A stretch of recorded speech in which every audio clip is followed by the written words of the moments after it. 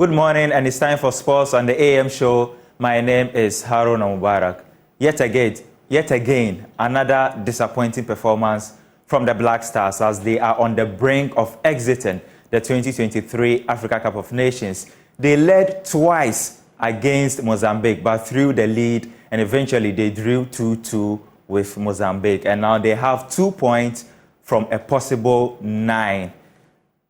We will open phone lines for you to share your thoughts, your assessment of the Black Stars.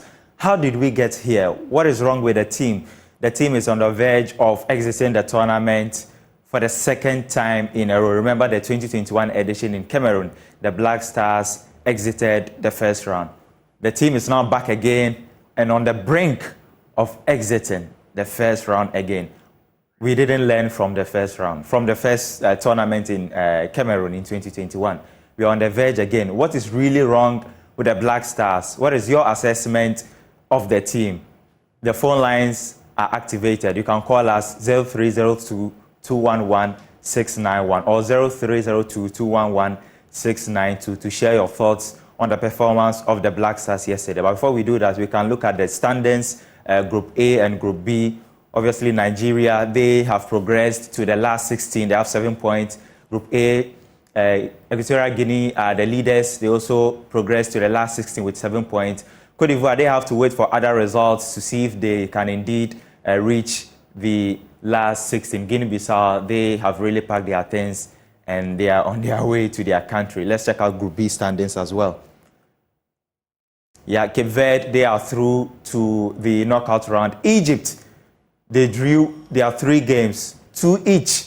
And now they are through to the last 16 with 3 points. A win for Ghana yesterday would have really seen the team progress to the knockout phase. But we drew and we are in third. Mathematically, it's quite possible we can, but it's not really realistic that the Black Stars can go to the last 16. What is wrong with this team? You can share your thoughts with us on 0302-211-691, 0302-211-692. As we do that, we can hear from the head coach of the Black Stars, Chris Houghton. He says he takes full responsibility of the Black Stars' performance. And of course, the forward as well, Mohamed Kudus, he also said they gave away cheap goals against Mozambique yesterday. Let's hear from them and we'll continue with your thoughts. We have the quality because we won't be here if we don't have the quality draw. In games like this, it's just small margins. Little things, we need to keep the focus throughout the whole game. And we could see today, the last minute, we gave out 2 cheap goals against Egypt. You could see the same thing. We just lose the concentration in the last minute of the game. Today was easy win for us, 2-0 up. We should keep it like that to the end of the game. It's just too sloppy and too silly mistakes, from Egypt and this game. It's too easy. Next question, please. That's what I'm saying. I can't even explain it. Just lack of concentration in the last minute. This is not about quality or whatever. It's just lack of concentration in the last minute. It's too easy. Some mistakes. But yeah, we move on from this and then we look at what was ahead.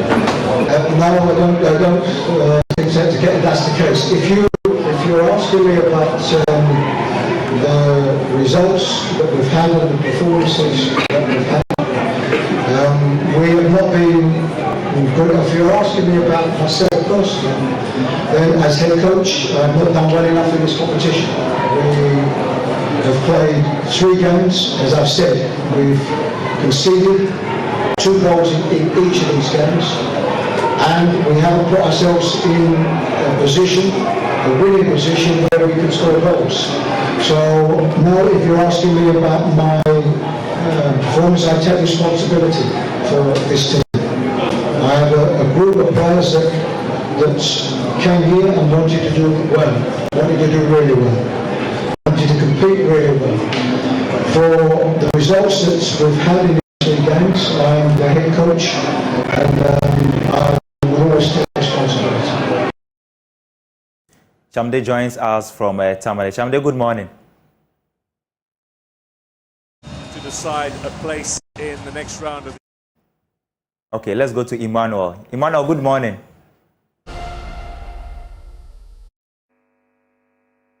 Emmanuel, can you hear me? I can hear you. Okay. Please, good morning. How are you? How was your night? Very bad. Okay. What's your assessment of the Black Stars? I think the coach got it wrong from the selection and then also from substitution. This is what I would say. The players should go back to their various clubs. They should not come to the country. The coach is out. That's all I can say. Okay, Emmanuel, thank you very much for your time. You can reach us and share your thoughts 0302 211 691 692. Your thoughts on the Black Stars. The team is on the verge. Hello. Yeah, good morning. Good morning. Yeah, please, your name and where you're calling from. This Cambin. Okay. Please, go on. In fact, the Black Star, we've been experiencing this kind of late goals for some time. I think the management team should try and do something with regards to that. It's very, very pathetic. We've been failing to hold on to win games for the past 3 games that we've been playing. It's not looking good at all. Oh, I'm very, very sad for Black Stars. It's so sad. It's so sad. How on earth can you just lead for 2 consecutive goals and at the latter part you will concede? This is not looking good for the team at all. We just needed to win. We just needed to hold on to the win we are going on. And just imagine, less than 5 minutes. Less than 5 minutes, we've considered 2 goals. Oh no, it's so sad. It's so sad. Does this have to do with the players, or you think the coach is responsible? Yeah, I think it has to do with the players and the team. Okay. Thank you very much for your time. You can also share your thoughts on the line on your screen 0302 211 691 and 692. And as we do that, let me welcome my guest, Mustafa Hajj, a sports journalist here in Ghana, and then we have football coach Nana Ajiman. Guys, good morning. Good morning. Good morning. Coach, how are you? It's been a while. Yeah, I'm not bad. I'm not bad. Yes, it's been a while, but I'm still here, thankfully, yeah, we've seen what's happening. I'm just observing what's happening. Okay. Coach, I'll come to you shortly. We have a caller, Henry, on the line. Henry, good morning. Hello. Okay. Coach, what do you make of Ghana's performance? Applied, the match will always expose you. And that's what's happened. I mean, look, for years I've been talking of the need for us to have a selection criteria. And many of the coaches that have come have been unable to justify the reasons why they have called various players. And it's been brushed aside as if, oh, this is just a useless rant by a useless coach. But it's very significant because, you select a goalkeeper who's not been playing, who hasn't been featuring regularly. You select other players who don't feature regularly, and then you expect them to perform over a period, or a very short period, and it's just not possible. I think also, look, let me hold my hands up. I was in full support of Chris Hughton coming as a coach because I know this man's pedigree. I know what he has done in the United Kingdom. But unfortunately, he has come here and he's succumbed to the ways of us Ghanaians and the way that we do things. I believe there's been too much interference by the GFA management. And so the man has not been able to be his own man and do things the way that he knows he should do. And, this is the end result, basically. It's the end result. And I think that he's disgraced himself. He's disgraced me, for sure, for supporting him. He's disgraced the entire country because, in the first game, the selection was poor. He sold out that match. You would have thought that he would have learned from that in the second match. Still didn't learn. Poor management of the game, poor substitutions once again, nothing coming from that game. And it's a similar thing here. You would have thought, even in the final game, that this man would have started John Painston on the right, Ernest Nuama on the left, had Semenyo in the middle, and Kudus behind him. And that would have saved us. But instead, it's so bad. It's so bad. And, his contract comes to an end in February. If I was him, I'd even resign now. Why wait till February? I mean, it's just around the corner. He says he accepts responsibility. There's nothing else he can do. Him and the entire technical team are totally technically incompetent. They've no understanding of the game at all. They've not been able to demonstrate that they understand the game over three separate matches. And I think all of them just need to take a walk. They need to take a walk. As well as that, there are players in the team that they don't have to be called back to the Black Stars again. They don't have to be. It's not necessary. I think that Andre has achieved his milestone, along with Rigobert Song and what have you. I mean, thank you very much. There's certain players that they just don't need to be there. We need to start building this team. And I said in the very beginning that the AFCON should be seen as a team building process, as opposed to, we're going to Ivory Coast to win the African Cup of Nations, which was never, ever, ever going to be on the cards.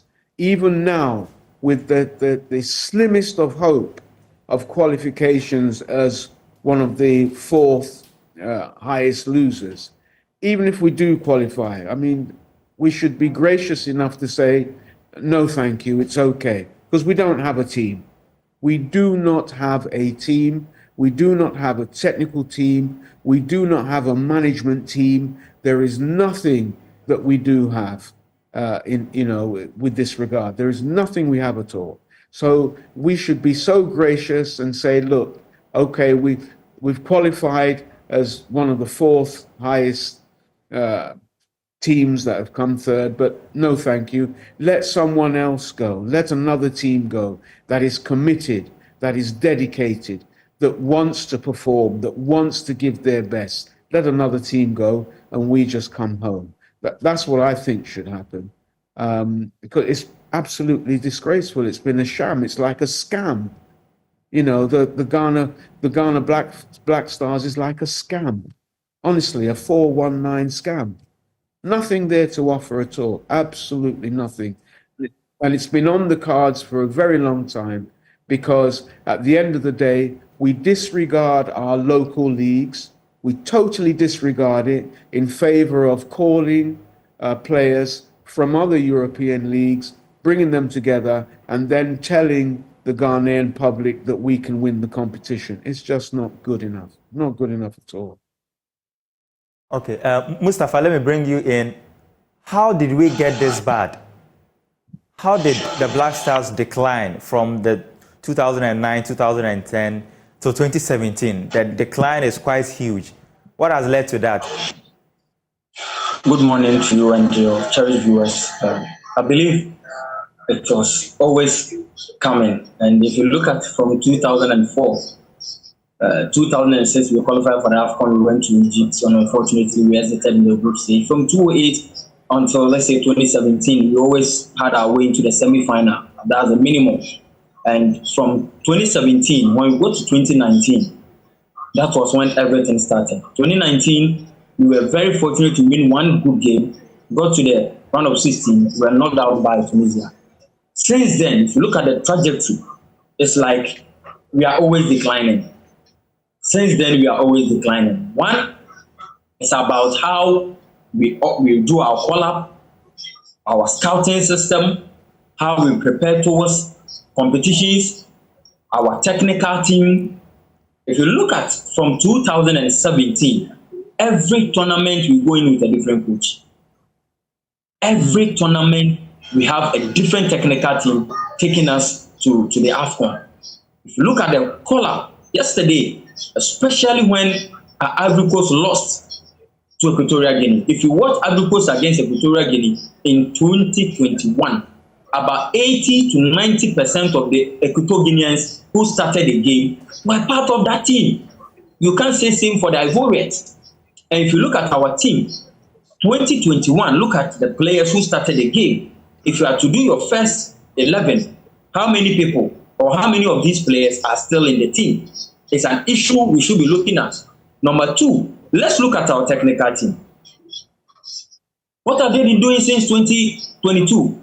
After the World Cup, even 2022, prior to the World Cup, when we went to the AFCON, it was a disaster.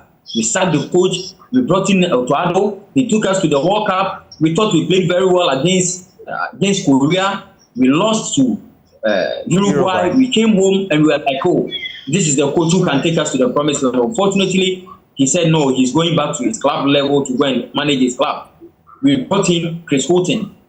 Ever since Chris Houghton took charge with his 2 assistants, Didi Dramani and George Boateng, look at the performance of the team. We are struggling to score 2 goals.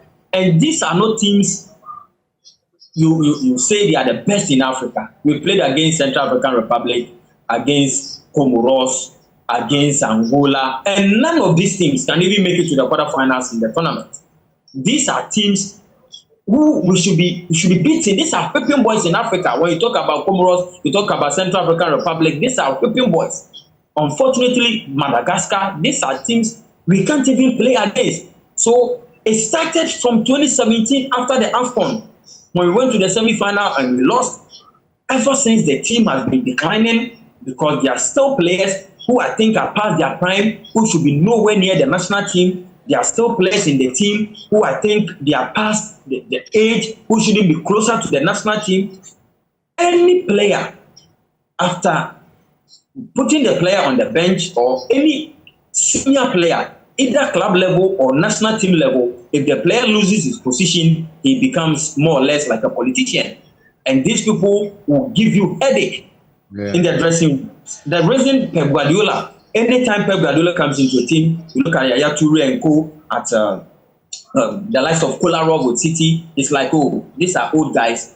They might not make my cut when I want to make my team on my days. So let me gradually take these players out of the team. You take these players out of the team, then you can have a core of the players you think they are in their prime, who should be starting games. Today, look at the squad that Mali brought. These are young guys who graduated from the under 17 to the under 20, and about 80-90%, Jaja Samaseko and all those guys are players who have gradually graduated from the under 17, under 20, and now they are with the senior national soccer team. So that is how the thing works. You look at Nyama. Nyama is arguably one of our best wingers, but Nyama can't start. You know why? Because there are so old players in the team who should be starting ahead of Nyama. It is not easy being a manager, having so many senior players in the team who have lost their position. How were we able to start, or how did we agree to start Richard Ofori, a player who is a third choice goalkeeper at his club? How did we come to this? Yes, we'll talk about the head coach and his 2 assistants, but let's also have time and talk about the goalkeeper's coach. How did they select Richard Ofori? Look at Richard Ofori's start for 2023-2024. Even last season, look at Richard Ofori's stats. He's no more the second goalkeeper even for his team. He's more or less like a third choice goalkeeper. And how did Ghana come to the level of selecting a third choice goalkeeper for a club like Orlando Pirates to man our post at the biggest competition in the continent? So when it started, we thought, oh, this is one of those things. And there is this word, Muba. Yeah. I don't even hear it. Obie Hubobo. That word, Obie Hubobo. Yes. It's like everybody has learned how to play. Where were we when they were learning? You can't tell Germans this. You can't tell the Americans, the South Americans this. You go to South America and you go and tell Brazil, Bolivia, Hubobo. So Bolivia, Hubobo. So today they should be scoring Brazil. Bolivia, Hubobo. So they should be scoring Argentina.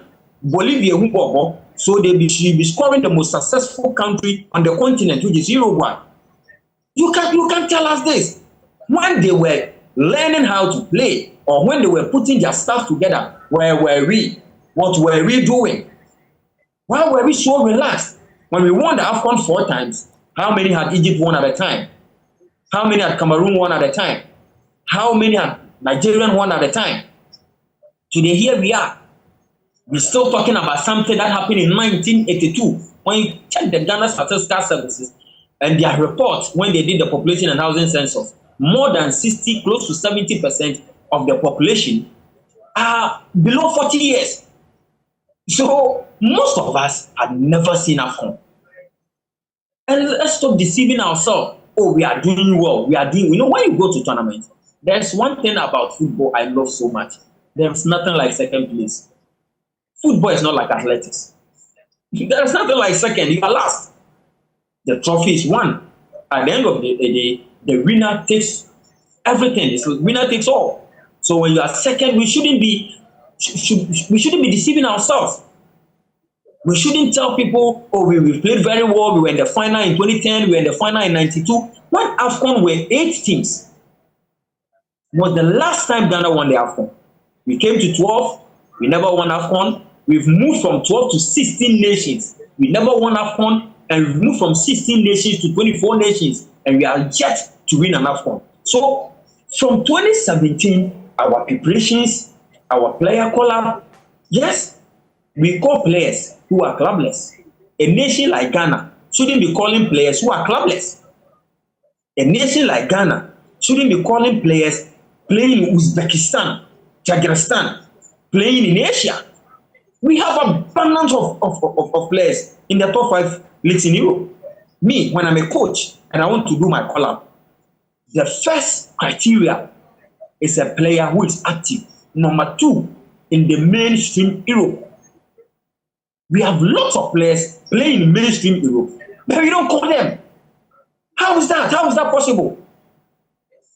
How is a country like Ghana coming to tournaments and we have no decent defensive midfielder? Decent. Make no mistake. Yes, Salis Abdul Samad played very well last season and last 2 seasons. But this year, he's playing in the Champions League. He's playing in Coupe de la Ligue. He's playing in Coupe de France. He's playing in the French Le Championnat. So all this come together. There's a lot of pressure on the young man. If you watch him carefully in the Champions League, he's not being the same player we knew 2 seasons ago or last season. So sometimes you need to relegate him to the bench and bring in a more progressive player. Do we have that in the team? I don't know. We can all argue on this. But do you have some in the local league? Do you think, or don't you think, if you are to open our scope and we are to check our Ghana Premier League, we have so many goalkeepers, probably better than any of the goalkeepers we took to the tournament? Don't you think so? Don't you think Atizigi has been the most consistent goalkeeper? Why is he not imposed? And how did Olele Kenson settle on Richard Ofori ahead of Atizigi? A player whose save percentage is one of the best in the Swiss League. A goalkeeper who has been so consistent in the last 4 years. Yeah. It shouldn't be about consistency. Shouldn't it be about a player who is on form? Yeah. Shouldn't it be about a player who is playing so well in the league? Shouldn't it be about a player who can deliver at the highest level? Yeah. Shouldn't it be about a senior player? When Odell he's been with the team for some time. Is that how we are doing our call-up? Look at our back four. Salisu, since we played the World Cup, our last game against Uruguay, he has never come close to the team. We went to a tournament, boom, Salisu is playing. Even women, we won the game with women. And they are even able to show us some of our weaknesses in the team. Look at our right back, Dennis Odoy.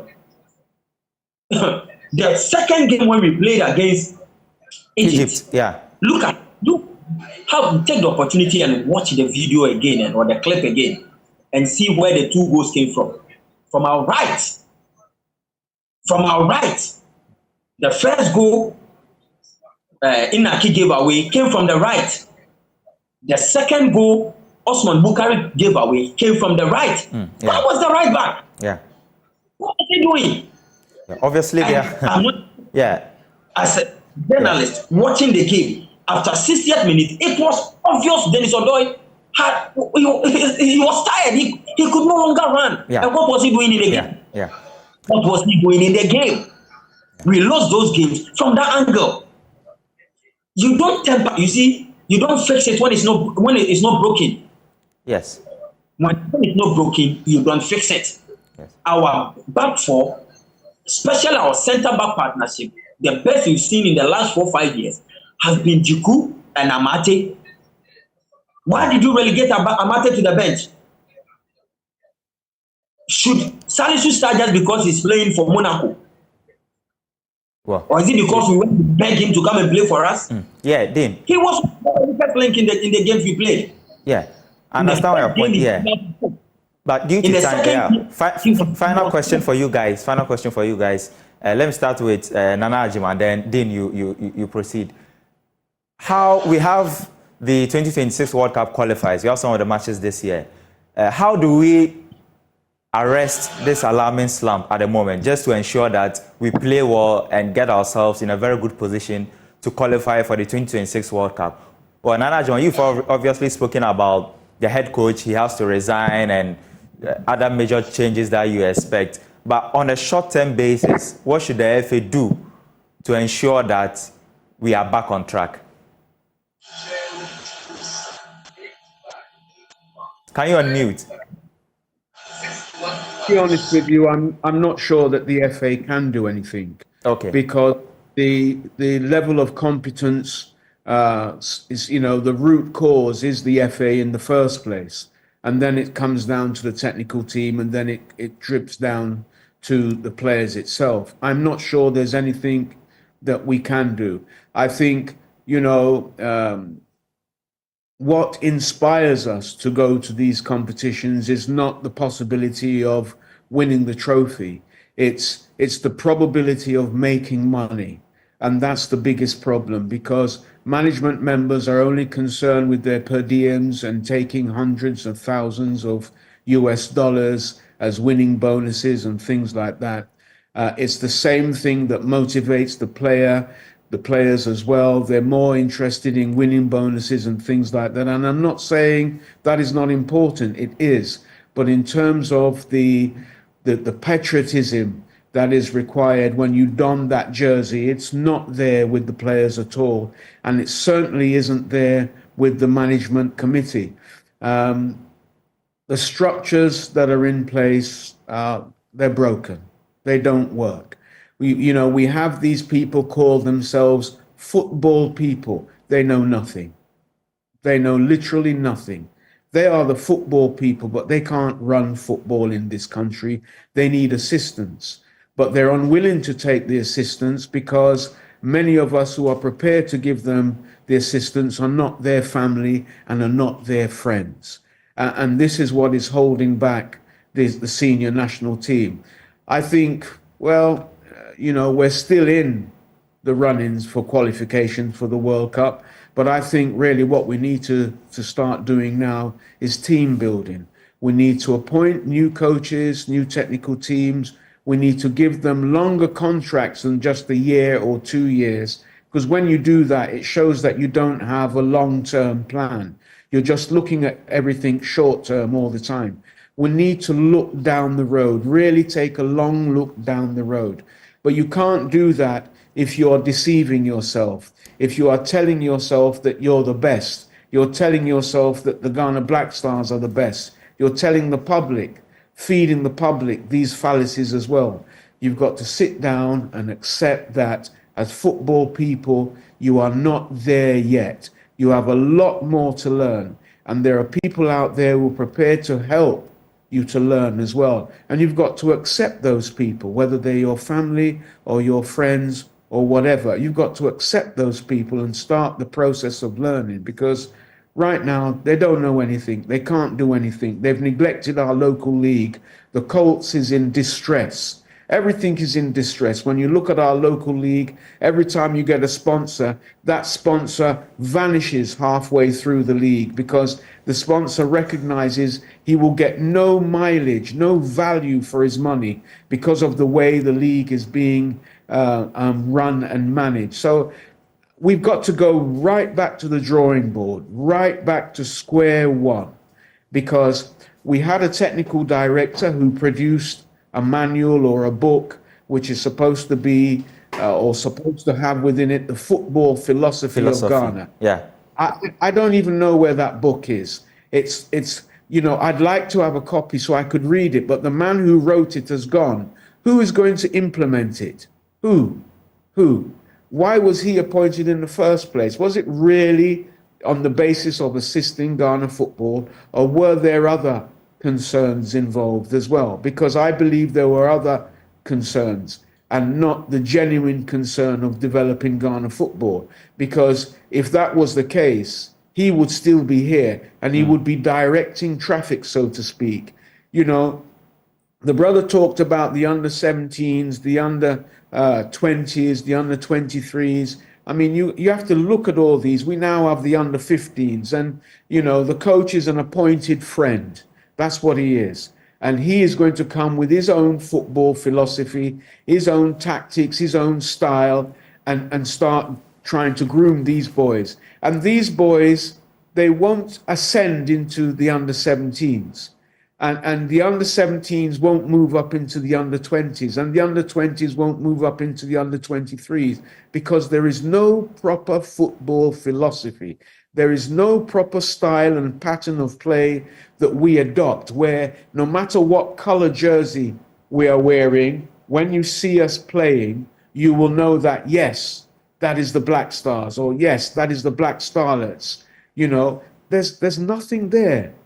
There is nothing there at all. And we really have to go back to the beginning and start all over again. We have wasted millions on this senior national team, literally millions, and on the management and everything. And individually, they've all benefited. They're all nice, great cars, lovely houses, etc., etc. But the nation is suffering because they have absolutely nothing to offer. They were talking about having an independent league. What's happened to all those discussions about the league being independent of the Ghana Football Association? Yeah. It's not going to happen, because the football people are as incompetent as the technical team of this Ghana Black Stars team.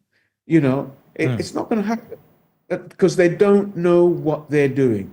And football, they need to be told, is not just run by people who claim to be football people. You look at the GFA or the FAs in other countries, they have proper business people there, proper marketing people there, proper financial people there. It's a combination of professionals that run football in other countries. Here we say we are football people, so we are the ones who should run it. They're running the whole thing into the ground.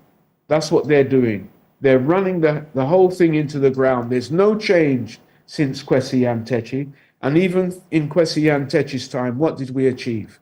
The 2009 Under-20 World Cup. That was it.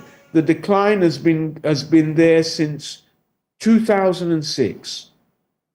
And we'll never get a team right now that's anything like the 2006 team with the Appiahs and the like, Kingstons and the Muntaris and the like. Those boys were dedicated. Those boys were real patriots. It wasn't about the money, even though the money was introduced at that stage. It wasn't about the money. It was about the glory of playing for Ghana. And that has all been lost, totally lost. We've seen how just for the recognition of one man, we've placed that over and above the potential achievement of the Ghana Black Stars as a nation, because we've totally lost focus. Totally lost focus. So we've got the World Cup coming. I mean, if we qualify, we qualify. If we don't, we don't. We need to restart everything again. We need to rebuild competent management committee. We need to build competent technical team, and we need to broaden the horizon when it comes to selection, because you can't just be selecting players from other countries who play in other countries and bringing them home and then saying that's the team and neglecting what you have at home. Because trust me, if you'd have gathered some local players together that have played better than these bunch of They're scammers.